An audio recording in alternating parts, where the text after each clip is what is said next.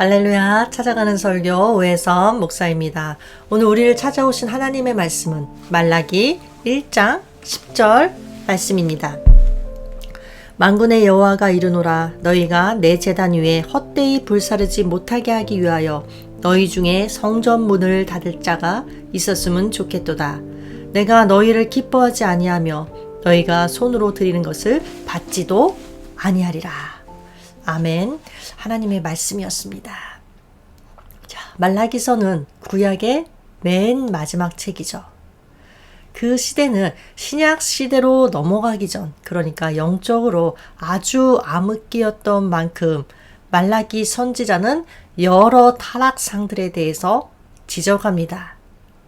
그러나 그런 타락상들에도 불구하고 말라기서의 정점은 뭐니 해도 4장 2절의 말씀. 치료하는 광선이 떠오른 해에서 나올 것이다. 그런데 그것을 내 이름을 경외하는 자에게 줄 것이다. 4장 2절 말씀 읽어드릴게요. 내 이름을 경외하는 너희에게는 공의로운 해가 떠올라서 치료하는 광선을 비추리니 너희가 나가서 외양간에서 나온 송아지같이 뛰리라. 하나님의 이름을 경외하는 자에게 주는 축복에 대해서 말하고 있어요. 그러나 이와 동시에 하나님을 경외하지 않는 자, 아주 교묘하게 하나님을 경외하지 않는 자들에 대한 경고의 내용도 나옵니다. 하나님을 경외하는 척 하면서 어떻게 교묘히 하나님을 경외하지 않았는가? 3가지 정도가 나오는데, 먼저 첫 번째 1장 2절의 말씀. 여호와께서 이르시되 내가 너희를 사랑하였노라 하나 너희는 이르기를 주께서 어떻게 우리를 사랑하셨나이까 하는도다. 하나님께서는 말씀하세요. 내가 너희를 사랑했다.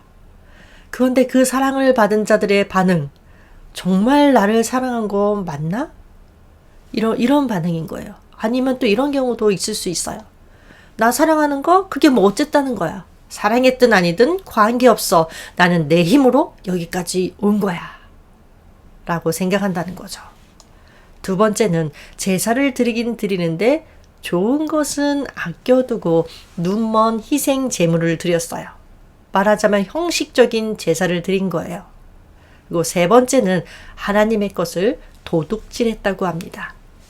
봉헌물을 슬쩍 편취하는 것을 말합니다. 이 3가지 중에서 오늘 본문은 형식적인 제사에 대한 경고의 내용이 나오고 있습니다. 하나님께서는 제사장들을 향하여 너희는 내 이름을 멸시했다. 내 이름을 더럽혔다. 라고 말씀하세요. 6절 볼게요. 내 이름을 멸시하는 제사장들아, 나 만군의 여호와가 너희에게 이르기를 아들은 그 아버지를, 종은 그 주인을 공경하나니 내가 아버지일진데 나를 공경함이 어디 있느냐? 내가 주인일진데 나를 두려워함이 어디 있느냐? 하나 너희는 이르기를 우리가 어떻게 주의 이름을 멸시하였나이까 하는도다. 자, 아버지 되신 하나님, 그리고 주인 되신 하나님을 공경하지도 두려워하지도 않고 멸시했다고 지적하고 계세요. 그러나 제사장들은 뻔뻔하게도 우리가 어떻게 주의 이름을 멸시하였나이까? 자, 이것은 영적 무감각에 사로잡혀서 자신들이 저지르는 악이 무엇인지조차 깨닫지 못하는 것을 보여줍니다. 여러분, 제사장들은 어떤 자들입니까? 하나님 섬기는 일을 위해서 특별하게 구별되어서 세움받은 자들입니다. 단지 제사를 집전하는 일뿐만이 아니라 하나님의 말씀을 백성들에게 가르쳐야 해요. 그래서 하나님을 바르게 섬기도록 인도해야 할 책임이 있는 자들입니다. 그럼에도 불구하고 내 이름을 멸시하는 제사장들아 하면서 하나님의 책망을 받았어요. 그러니 당시 그들의 지도를 받는 이스라엘의 영적 상태가 어떠했을지 우리는 감히 짐작할 수 있습니다. 그런데 제사장들은 뻔뻔하게 우리가 어떻게 주의 이름을 멸시하였나이까 하면서 되려 따지듯이 반문합니다. 자, 이들은 어떻게, 도대체 무엇 때문에 이렇게 뻔뻔할 수 있었을까요? 그들은 어찌되었든 하나님을 위한 제사를 중단하지 않고 지속하고 있었기 때문이에요. 우리가 제사를 꼬박꼬박 드리고 있는데 어째서 하나님을 공경하지 않는다고 하시는 것이냐, 멸시한다고 하시냐 하면서 강변하는 것입니다. 그러나 놀랍게도 하나님께서는 바로 그 제사가 하나님을 공경하지도 않고 멸시하는 증거라고 말씀하고 계세요. 7절 8절 볼게요. 7, 8절 너희가 더러운 떡을 나의 제단에 드리고도 말하기를 우리가 어떻게 주를 더럽게 하였나이까 하는도다. 이는 너희가 여호와의 식탁은 경멸히 여길 것이라 말하기 때문이라. 만군의 여호와가 이르노라. 너희가 눈먼 희생제물을 바치는 것이 어찌 약하지 아니하며 저는 것 병든 것을 드리는 것이 어찌 약하지 아니하냐. 그것을 총독에게 드려보라. 그가 너를 기뻐하겠으며 너를 받아주겠느냐. 자, 제사장들이 하나님께 제사를 드리기는 했지만 그것은 하나님을 공경해서 한 것이 아닙니다. 단지 그들의 직분상 그렇게 한 것뿐이었어요. 하나님께 더러운 떡을 드렸다고 하죠. 더러운 떡이란 하나님께 합당하지 않은 제물을 지칭해요. 말하자면 눈먼 희생제물, 저는 것, 병든 것 이런 것들이에요. 가치 없는 짐승, 있으나마나한 짐승을 제물로 하나님께 드린 것입니다. 그러면서 그들이 하는 말, 이 제사가 얼마나 번거로운 일인고 라고 말하고 있어요. 13절이죠. 너희가 또 말하기를 이 일이, 그러니까 이 제사가 얼마나 번거로운고 하며 코웃음치고 훔친 물건과 저는 것, 병든 것을 가져왔느니라. 여러분, 이보다 더 하나님을 멸시하고 모독하는 일이 또 어디 있겠습니까? 예를 들어서 자기는 최고급 음식을 먹으면서 부모께는 자기가 먹기 싫어하는 것, 꺼려하는 음식을 드린다면 그것이 부모를 공경하는 건 맞습니까? 희생제물이란 이름은 단지 짐승을 잡아드리기 때문에 붙여진 이름만은 아닙니다. 희생제물이란 자기가 귀하게 여기는 것을 포기함으로써 하나님께 대한 자기의 헌신을 드러내는 거예요. 자기를 희생해서 자기가 가장 좋은 것을 드리니까 자기를 희생해서 하나님을 섬기는 것이기에 희생제물이라 불리는 것입니다. 여러분, 하나님께서는 제사를 요구하셨지만 인간이 바치는 제물을 직접 받으시는 것이 아니에요. 하나님께서 제사를 통해 받으시는 것은 인간의 희생을 통한 헌신입니다. 따라서 당시 제사장들은 하나님께 짐승을 바쳐 제물로 드리기는 했지만 진정한 의미의 희생 제물은 드리지 않은 것입니다. 그러면서도 우리가 어떻게 주의 이름을 멸시하였나이까? 우리가 어떻게 주를 더럽게 하였나이까? 일찍이 하나님은 모세를 통해서 온전치 못한 제물 드리는 것을 엄히 금하셨어요.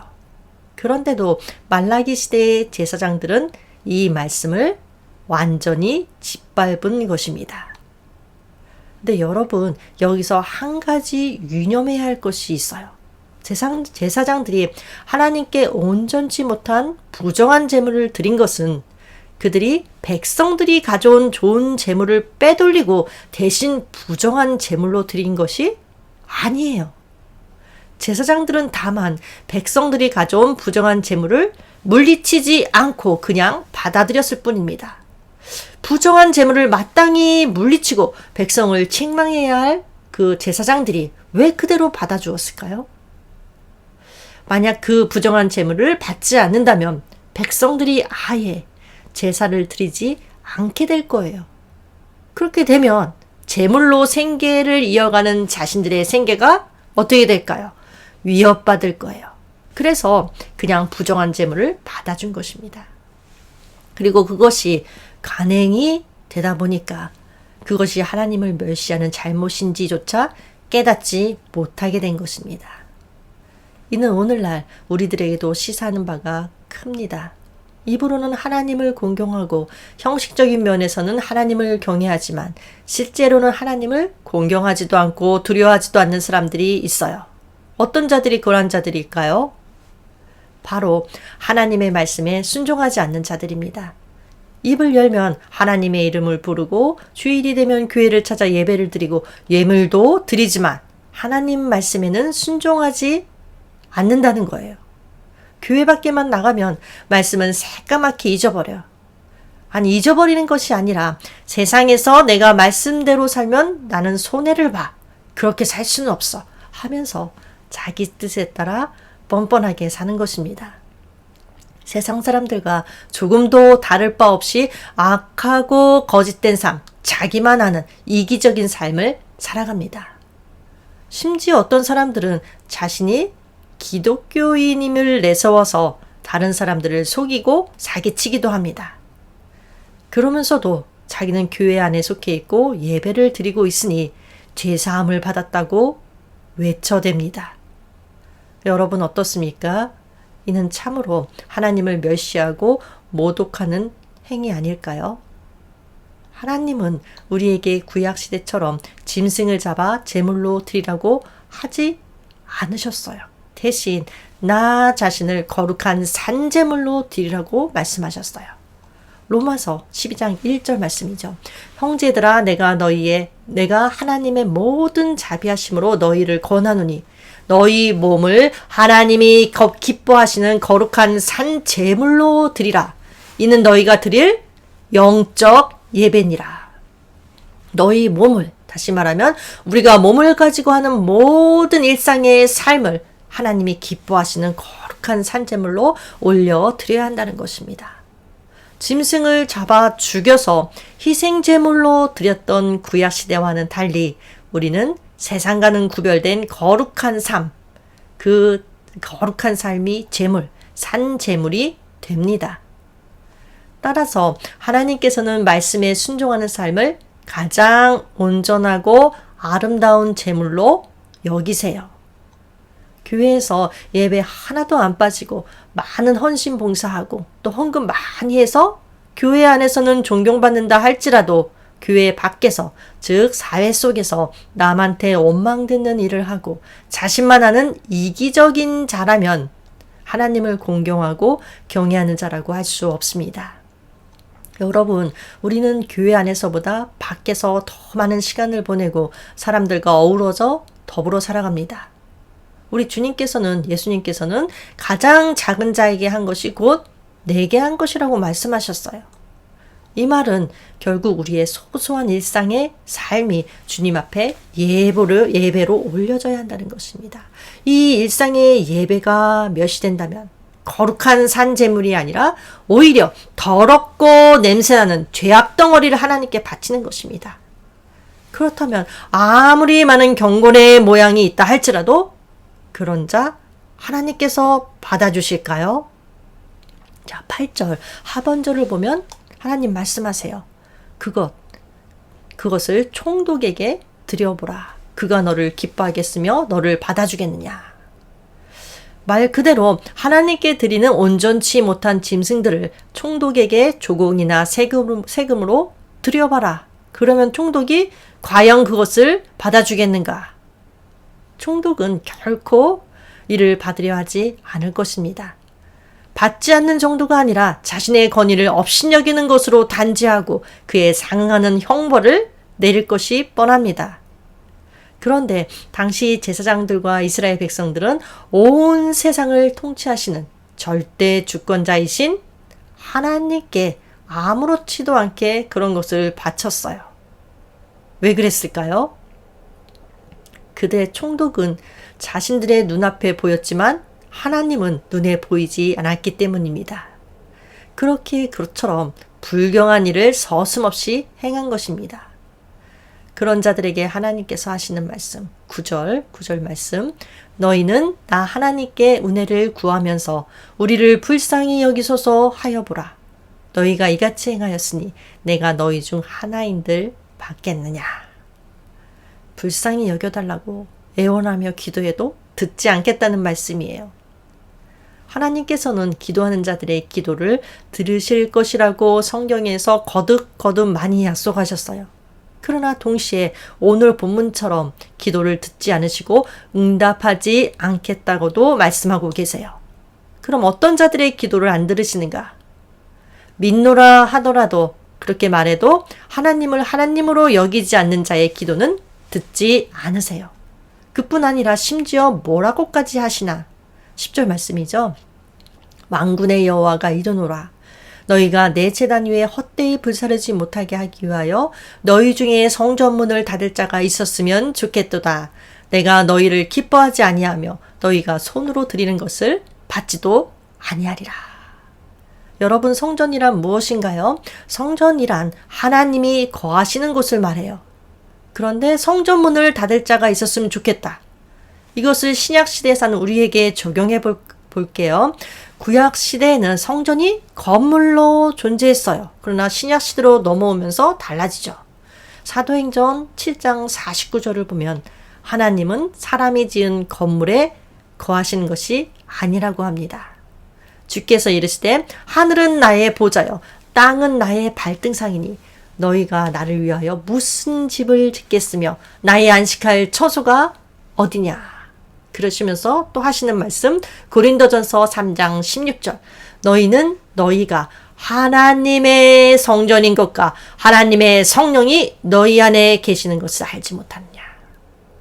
우리가 즉 믿는 자가 하나님의 성전이라고 합니다. 어쩌면 우리가 그러니까 내가 하나님의 성전이라는 것이 선뜻 이해가 안 갈 수도 있어요. 왜냐하면 우리는 성전 하면 먼저 건물을 떠올려요.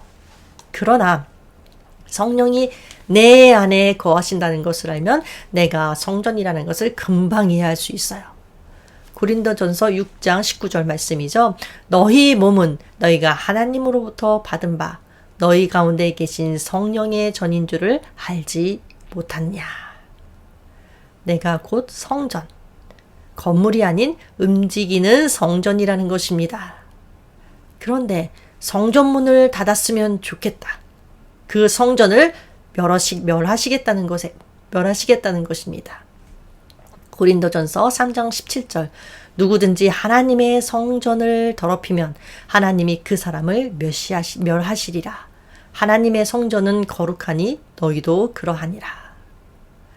자, 여러분, 그렇다면 성전을 더럽힌다는 것은 어떻게 하는 것을 말할까요? 에베소서 4장 22절에 나타나 있듯이 유혹의 욕심을 따라 썩어져가는 구습을 따르는 것을 말합니다. 그래서 단지 옷에 얼룩이 묻은 정도의 것이 아니라 훼손된 상태가 되어 버리면 어떻게 하신다? 멸하시겠다. 또는 성전문을 닫겠다. 여러분, 산제물이란 예배의식과 관련된 것이기도 하지만 동시에 성도들의 삶과 직결된 것이라 할 수 있습니다. 온전한 제물, 깨끗한 제물이란 하나님 앞에 성도들이 성결한 삶을 사는 것, 죄와 구별된 삶을 사는 것을 말해요. 이것을 반대로 말하면 성결한 삶을 살지 못하는 것, 죄 가운데 머무는 것은 주의 이름을 멸시하는 것입니다. 여러분, 하나님을 섬긴다고 자처하는 교회와 성도들이 혹시나 세상에서 지탄받고 있지는 않습니까? 만약 그렇게 되면 하나님을 섬기는 성도들의 모임인 예배가 하나님의 영광을 드러낸다기보다는 세상 가운데 멸시받는 모임으로 여겨질 것입니다. 하나님의 이름을 높이려는 목적이 아닌 탐욕을 버리지 못하고 자기를 위한 삶을 살 때 그렇게 될 것입니다. 여러분, 우리의 일상이 나도 모르는 사이에 하나님의 이름을 멸시하는 것이 되지 않기 위해, 그리고 하나님의 이름을 이렇게 드높이는 것이 되기 위해 스스로를 면밀히 돌아보시기를 바라면서 기도하겠습니다. 하나님 아버지, 정결한 삶으로 하나님의 이름을 드높이며 하나님께서 기쁘게 받으시는 삶의 예배를 올려드릴 수 있도록 주님 도우시고 은혜 베풀어 주시옵소서. 예수님의 이름으로 기도합니다. 아멘.